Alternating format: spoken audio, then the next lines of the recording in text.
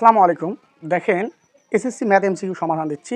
তো এখানে বলা আছে x ভাগ y ইকুয়াল টু 2 ভাগ 3 হলে 3x plus 2y 3x plus 5y এর মান কত সেটি আমাদের বের করতে বলা হয়েছে। তো দেখেন যেহেতু এখানে যে বিষয়টা বোঝা যাচ্ছে যে x এর আর y এর যে ভ্যালুটা, x এর ভ্যালু হচ্ছে 2 আর y এর ভ্যালু হচ্ছে 3, তাহলে আমরা এই জায়গায় মানটা বসাই দেবো। তো 3 ইন্টু এক্স এর জায়গায় মানটা বসাবো, এক্স এর জায়গায় আমি 2 বসাবো, তাহলে 2 প্লাস 2 ইন্টু এই ওয়াইয়ের জায়গায় আমি 3 বসাবো। তারপরে আবার 3 ইন্টু এক্সের জায়গায় আমি 2 বসাবো, প্লাস 5 ইন্টু ওয়াইয়ের জায়গায় আমি 3 বসাবো। তো আমরা এখন ক্যালকুলেশনটা করে দিলেই উত্তর হয়ে যাবে। তো 3 দুগুণ 6 প্লাস 3 দুগুণ 6।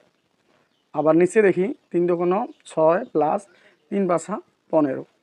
তো নিচে হচ্ছে, উপরে হচ্ছে 12 আর নিচে করি, তাহলে হচ্ছে 21।